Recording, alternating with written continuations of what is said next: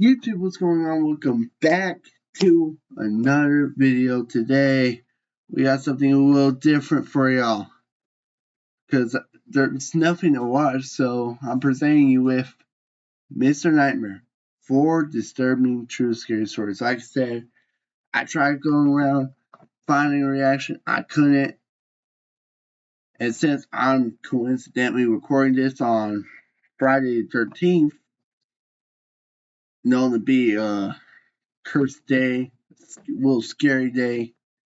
Honestly, that might be true. I've seen what Israel and Iran are doing. Please stop. I don't want to die, man. I don't want to die. I don't want to get drafted, bro. I don't want to die, man. But anyways, let's get right into it. So, before I really get into it, I'm going to pull Corey Kenshin. So sit back, grab some snacks, play this on in background because that's what Mr. Nightmare is. It's okay background play. This is more of a listen instead of watching. So sit back and grab some snacks. Let's get spooky. I could turn off my light, but I ain't gonna lie. The lighting might be it's gonna be pretty shit, so we ain't gonna do that.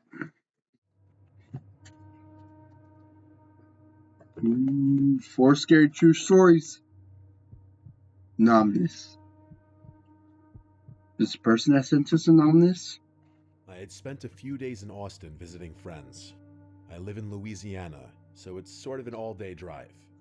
On my last day in Austin, my old friend Tom had commented on my Instagram story asking when I leave, and I said today.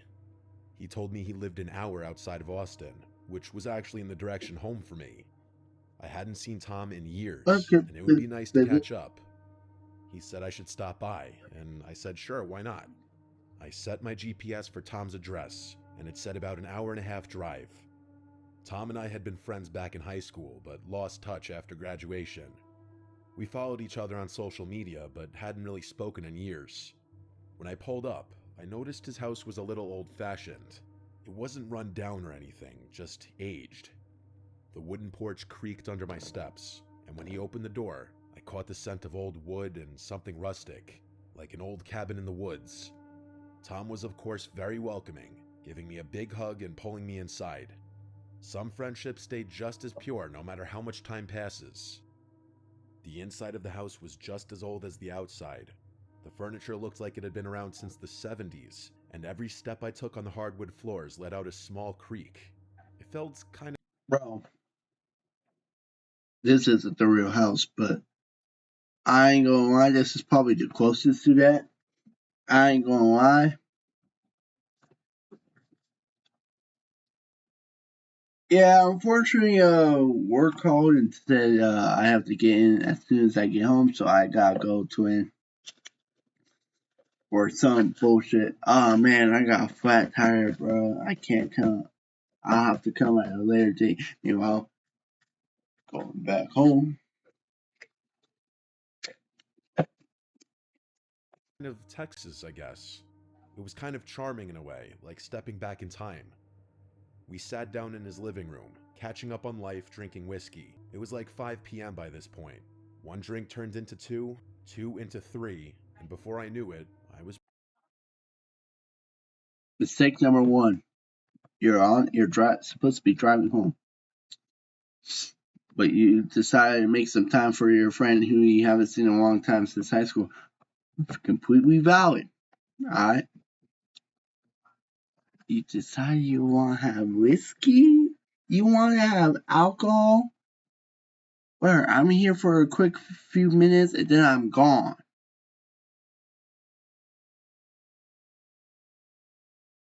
Because now, one whiskey, you have to spend the night.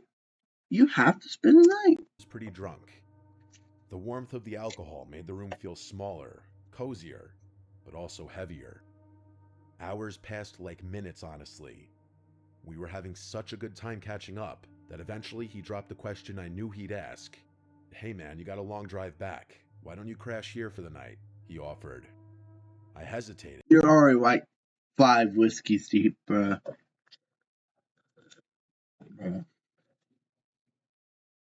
crash, bro. But he was right. I wasn't in any shape to be on the road. I said, yeah, good idea, and asked if I'd take the couch we were on. And then he said, nah, I got a spare room. It's nothing fancy, but it's better than the couch. That was good enough for me. We ate some Chinese food that we had delivered, and after a while, he led me down a short hallway to the spare bedroom. I didn't pay much attention to the inside of the room because I was hammered. We both were. But I remember the air in the room was still, like the room hadn't been used in a long time. I barely had time to register my surroundings before I collapsed onto the bed, completely exhausted and drunk. Sometime in the middle of the night, I woke up. My mouth was dry, my head was spinning, and the room was dark, except for a little bit of moonlight sneaking in through the blinds. That's when I saw it. In the far corner of the room, on the closet door, there was something. What is that?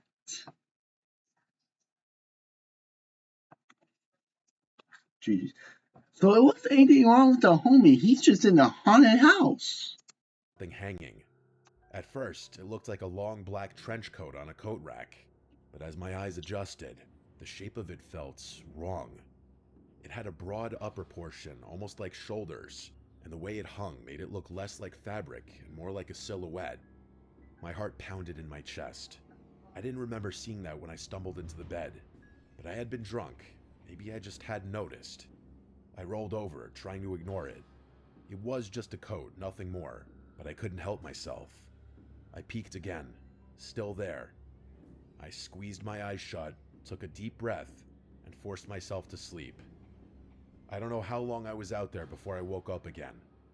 It wasn't just discomfort that pulled me from sleep. It was sound.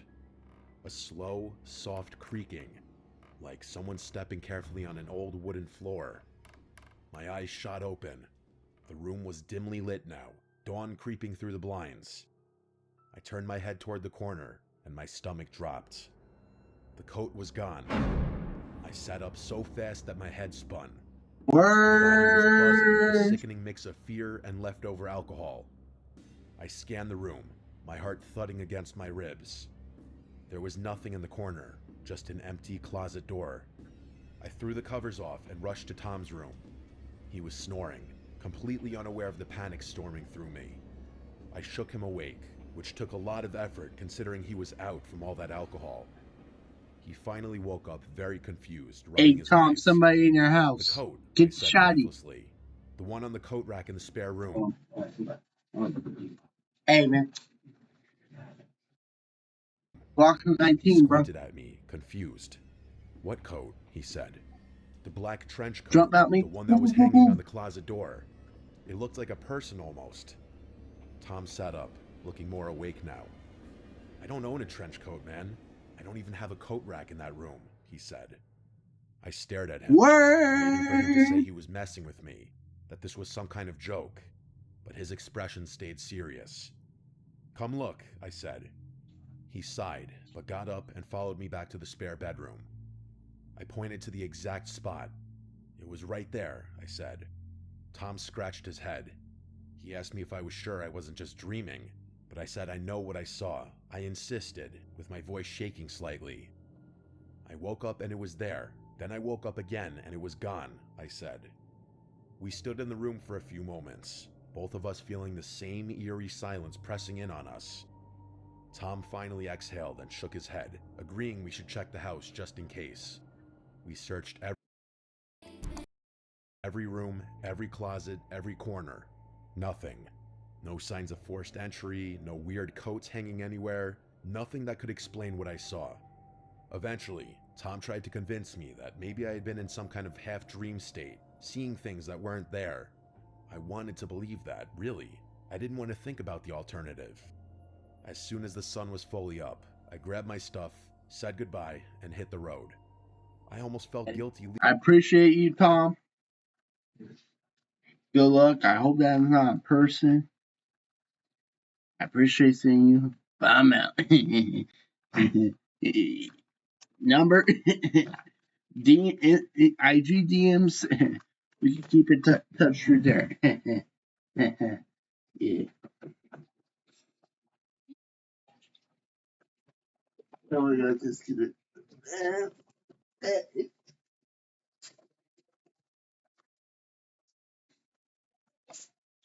Stop real quick.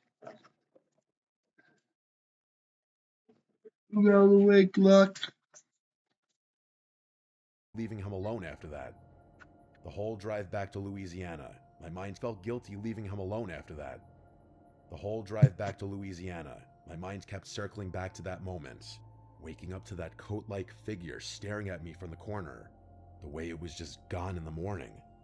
Maybe Tom played a cruel prank on me, but to this day he's never admitted to anything, so I doubt that. Are we good? Or maybe, just maybe, there had been someone in that house watching me sleep, and they decided to leave before the morning came. Nah, $10 says it was a ghost.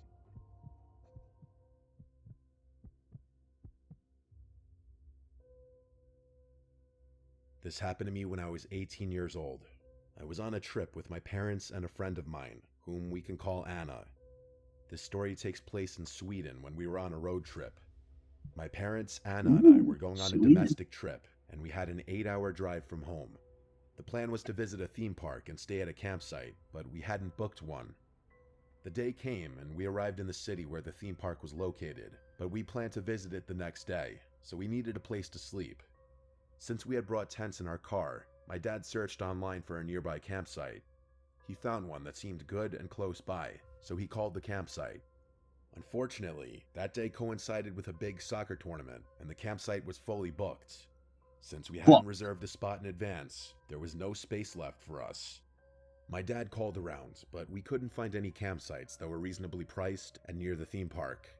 Our only option was to find a camping spot in nature. We set the GPS to the nearest parking area in a forest to avoid parking fines. Never go camping out in the middle of the goddamn woods. Unless you have a death wish. Go to a campsite, my G. Not in the middle of all these trees. Eventually, we found a spot in a nature reserve. When we arrived, there were some people around, so we asked if it was okay to set up our tents there and whether it was a good place to stay. A woman who was hiking told us it was a good place to sleep and that there were no parking attendants. Based on that, we decided to sleep in a small, lonely gravel parking lot. We were surrounded by forest, and a 10-minute walk away was a beach. At first, we considered setting up our tents on the beach, but something told me it would be better to camp in the parking lot.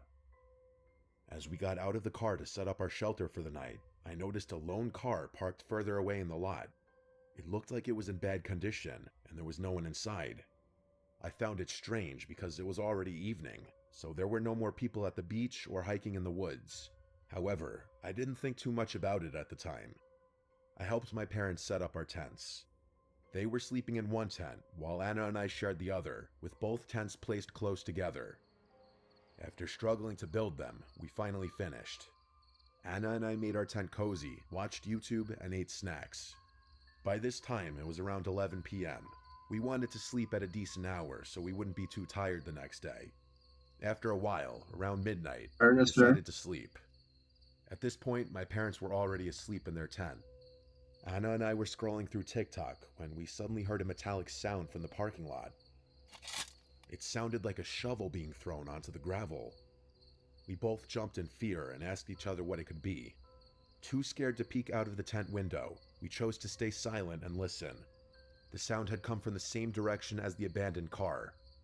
We then heard what I assumed was a shovel being thrown into the car's trunk, followed by the trunk slamming shut. We sat in silence, our hearts pounding. $10 says someone's already dead, so I ain't gonna lie. The news can report that one. Then we heard the car speed off as if someone were trying to get away quickly. I texted a friend from a nearby city, telling him where we were staying. He replied, warning me that the beach nearby was known to be dangerous, with organized criminals often engaging in illegal activities there. Yep. Someone did die. And bro buried him. We had no idea about this before. When I read my friend's message, I felt cold and deeply unsettled. About 10 minutes passed in silence after the car sped away. Anna and I had started to calm down a little when, out of nowhere, we heard the loudest, most blood-curdling scream from a man coming from the woods. We were absolutely horrified. I immediately texted my mom, telling her we just heard a loud scream. When she didn't respond, I called her phone to wake her up. She finally answered and said neither she nor my dad heard anything. She reassured me that it was probably nothing serious, but at that moment... Hey, Mom?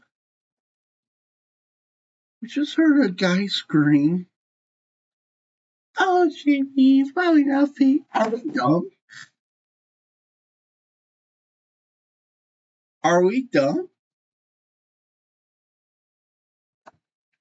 It's probably a guy screaming from laughter. Are we dumb?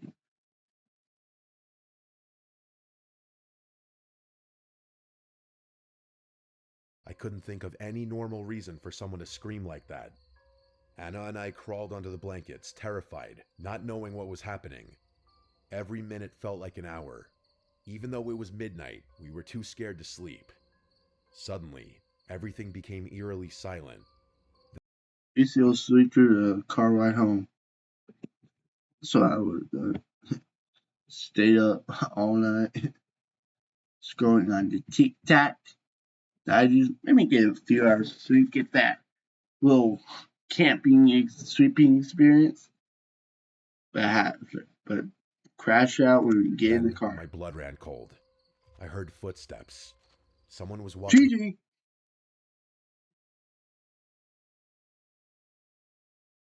around our tents, moving stealthily. Anna and I sat up, frozen in fear.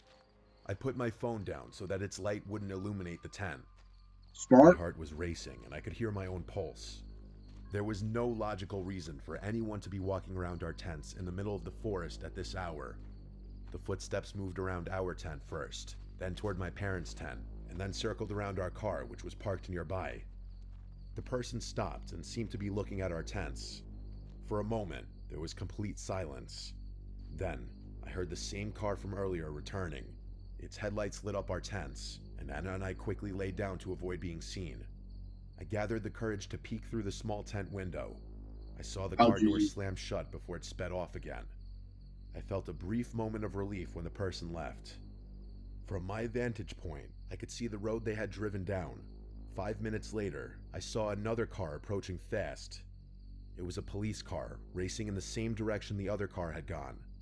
Nothing else happened after that. Anna and I were still shaken, so we decided to sit in the locked car to feel safer. I stayed awake until around 5 a.m., keeping watch over the forest, while Anna eventually fell asleep beside me. After about an hour, we went back to our tent, and out of sheer exhaustion, finally fell asleep. We woke up around 9 a.m., completely drained. I told my mom everything that happened, and she revealed that she had also heard the footsteps, but when the person was near their tent, she had also heard heavy breathing, like the kind you hear in horror movies during a scary phone call. She had been terrified too. However, my dad had slept through the whole thing, so we had to tell him the story. Without hesitation, we immediately packed our things and the tents, eager to leave as soon as possible. None of us wanted to stay there any longer. Despite the terrifying night, we had a good time at the theme park later that day. However, that evening, I decided to research the forest where we had camped. What I found made my stomach drop. Just a short time before our visit, a man had been murdered there, stabbed to death due to gang-related deaths. Even more disturbingly, 2 men had gone missing from that exact beach and had never been found. I couldn't stop thinking about it. What if the person walking around our tents was a dangerous individual, checking to see if there were any witnesses? What if we had been in serious danger without realizing it? Even now, I still think about that night. Who made that horrifying scream, and why was someone using a shovel in the middle of the night in a forest? And the police, what exactly were they chasing? I guess I'll never know. I don't think you want to know, twin. Story number 3. This is a story that still haunts me when I think about it, even though I was so young when it happened. 6 is around the age where a lot of my childhood memories start to become more clear. I have one sibling, my older brother Keith. Keith is 2 years older than me, so at the time he was 8. When I was 6, I had a strict bedtime, 8:30. If I didn't Makes abide by sense. it, or our dad caught either of us up past our bedtime, we'd be in serious trouble. Our dad was always strict with us as kids. Honestly, I don't remember if this happened on a school night or not, but I woke up in the middle of the night to Keith shaking me awake. Keith and I shared a big bedroom upstairs in the house. My parents' room was on the first floor of the house. I was confused why Keith was waking me up, until he told me in a whisper to be quiet and listen, and I did listen, and I heard what he was talking about. It was our mom's voice calling for us downstairs, but it was in a very quiet, whisperish type of voice. Oh, hell no! Hell no!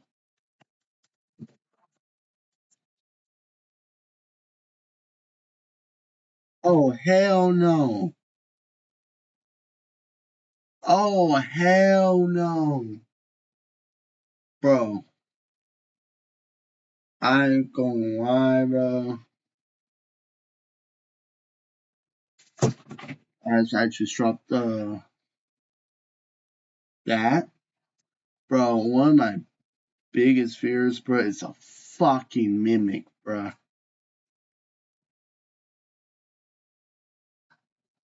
Like a goddamn mimic? Bro, what in the Sarah?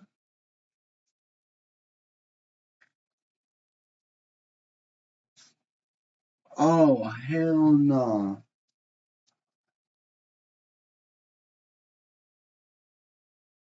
Hell no. I was going to get up to go answer our mom, in a very quiet, whisperish type of voice. I Oh, was go, going to man. get up to go answer our mom, but my brother told That's me me. not to. He said that he didn't think it was Smart mom. brother. I told him to stop trying Uh-huh. to scare me. I remember being so mad at him. Stop He being told the me to go dumb closer and 6-year-old. listen, so I got up and went towards the bedroom door. Right outside of our bedroom door was the little hall that led to the bathroom and another bedroom that our grandma would sleep in whenever she'd sleep over. Directly to the right, when you leave our bedroom, was the stairway downstairs, which had a door as well. I put my ear up on the bedroom door, and I heard the voice clearer. It sounded like our mom's voice, calling our names. Keith, Mikey. I said to Keith, "That's Mom," and he said, "No, it's not." Somehow, as a 6-year-old, and as the little brother, I found myself being the one confident enough to open our bedroom door and then listen through the stairway door. But now, the voice stopped. I whispered to Keith that Mom walked away, and again he said, "That's not Mom." I kept telling him to shut up and that he was scaring me.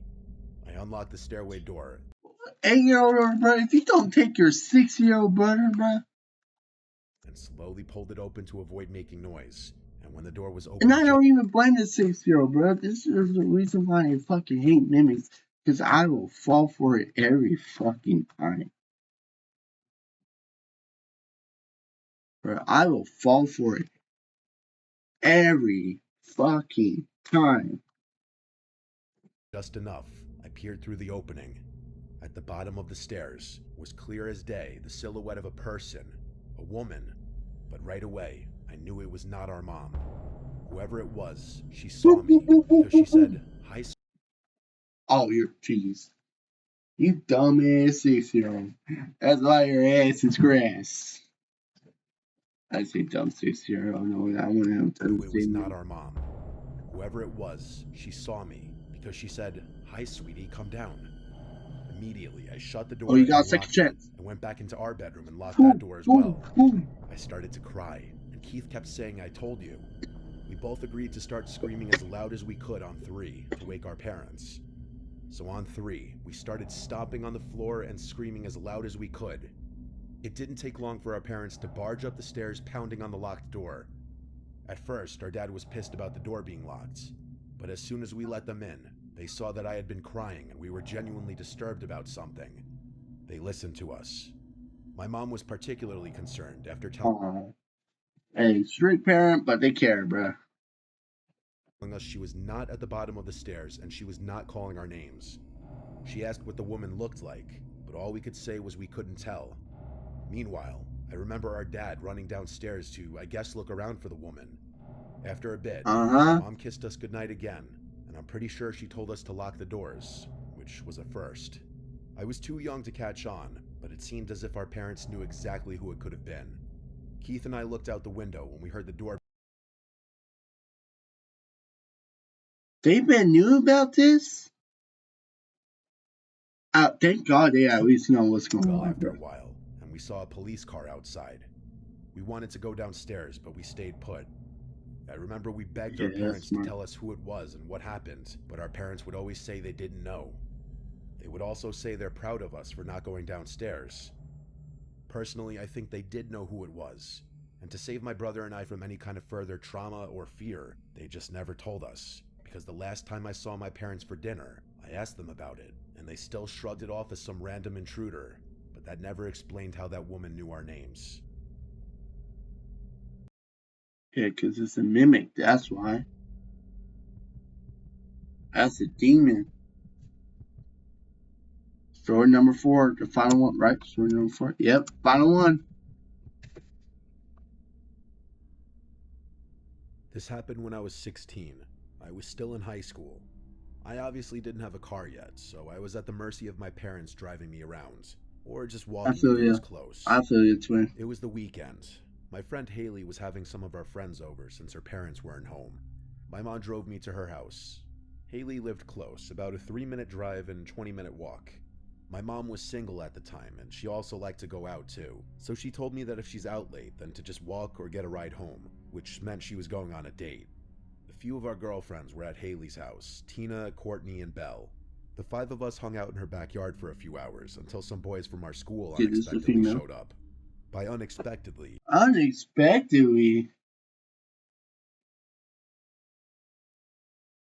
for a few hours until some boys from our school unexpectedly showed up. By unexpectedly, I mean Haley didn't tell me she was inviting them. The reason I was annoyed Alright, be good. by this was because one of the boys that showed up was a boy I had some annoying history with and didn't really want to see. Haley thought she was being cute and sneaky by inviting him there against my knowledge, because she for some reason wanted him and I to work things out. It was just an awkward Never fucking mind. Bitch. Please. You set me up with someone I don't like. I'll remember that. mess. There were 4 boys and 5 girls, including me, so eventually, I just decided I wasn't really feeling it. So, after a while, I left. I'm sure after I left that some of the others started to leave shortly after because it was already late, but I just didn't want to be around those boys. I made sure to let Haley know how pissed off I was over texts as I was walking home, and she kept saying, "OMG, come back." She apologized and I forgave her, but I still just wanted to go home. I walked for like 5 minutes until I slowed down. I thought I heard footsteps behind me, and when I slowed down, I confirmed I heard footsteps that weren't mine. I turned around, and there was a You try and get this. Bruh. middle-aged man with a hood up over his head and his hands in his hoodie pocket. He was smiling, looking at me, and said, Hey, bro, ladies, bro. It is never a good idea to walk alone in the middle of the goddamn night because of weirdos like this. Bro. At some point, we gotta take steps to ensure that this doesn't happen. If you're going to walk in the middle of the night, have someone with you, please, or fuck Glocky, pepper spray, something, bruh. "How you doing?" I responded, "Hi," and just turned and kept walking. We were in the suburbs. People are walking around. It's not unheard of, even if it was late.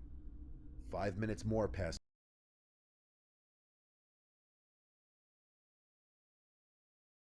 God bless the suburbs. me walking, and every time I'd glance around, that man would still be behind me, more or less the same distance away, maybe a little closer each time I looked.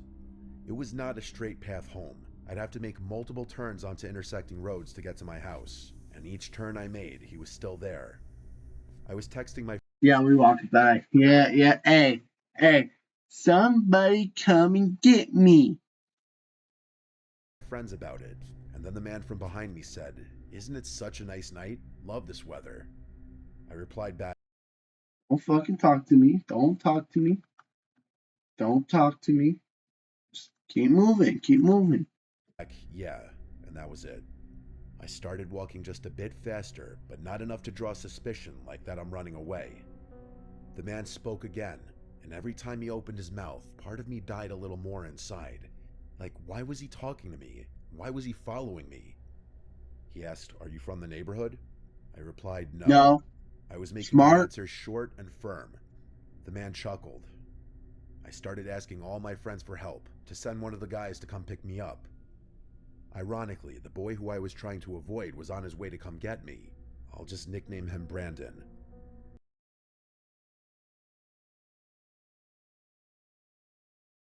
Yeah, this is not your night. The man behind me then This said is not something that your changed night. everything. He said, "I'm not gonna hurt you. You live by the elementary school, right?" I turned around, and he stopped in his tracks. The fuck you mean I was by the elementary?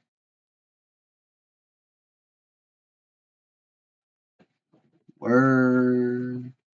He was still smiling, but now his smile seemed more disingenuous, more sinister. I screamed, "Leave me alone," and started to run. I heard the man running behind me, catching up to me. At that point, it was my life on the line, so I started screaming bloody murder. I started screaming, "Help me," for everyone in their houses to wake up and hear. The man dropped his nice guy facade and said, "Shut up, you little bitch." My screams definitely scared him off, because he obviously didn't want a bunch of witnesses about to come out of their houses. He ran away into the darkness, and I saw some lights in the houses around me turn on. One couple came out of their house, and I explained I almost got kidnapped. I stayed there in front of their house until Brandon arrived to pick me up. He drove me home. Hey, Brandon actually came in It and was only saved the like a day. 1-minute drive after that. My mom wasn't home, she was out, and she wasn't answering my texts. I didn't want to be alone, so I invited Brandon in to stay the night. I know he was the happiest camper alive, but it did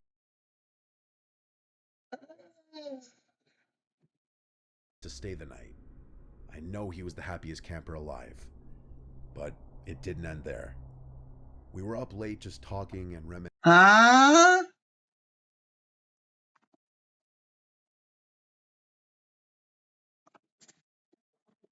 Thought we were done. Reminiscing about old times when we both heard footsteps circling the house. My room in that house was upstairs facing the backyard. We heard the gate to the backyard opening. My mom would never enter through the backyard, so something was off. I held back from yelling out, "Mom," and instead, Brandon and I just looked out the window, watching. We didn't hear any more sounds.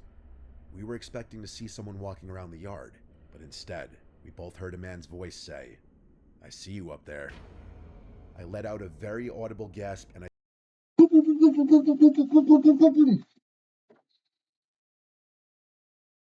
stepped away from the window.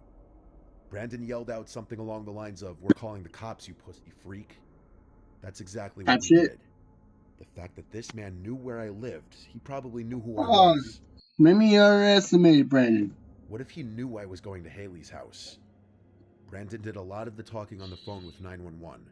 Looking back, I know he tried really hard to be the man in the situation, and I appreciated that.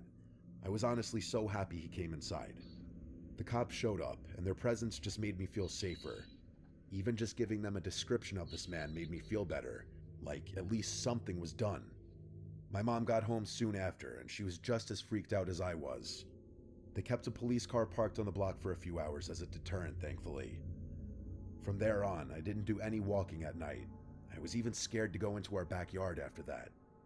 My mom had to have our uncle come over and install an entire security camera system. He made no effort in hiding them. Smart. They were on full display to deter that creepy man and any other creep from coming to that house. I'm glad to say that the story ended there, because this incident also prompted my mom to sell that house about a year later, just because she hated seeing me living in constant fear in that house. Hey, W Mom. We never found out who that man was. Damn.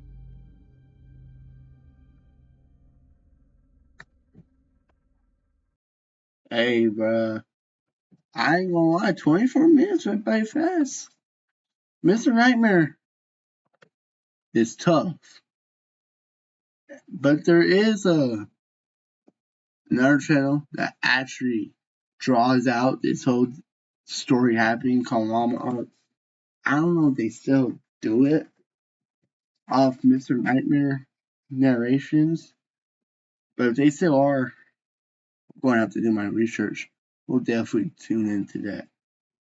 It's still Corey Kitchens 12:09 going on Spooky Scary Saturday. SSS Spooky Scary Saturday. Spooky Scary Monday, Tuesday. We'll see. Without further ado, I got nothing else to say. Like, comment, subscribe, and I will see y'all later. Peace.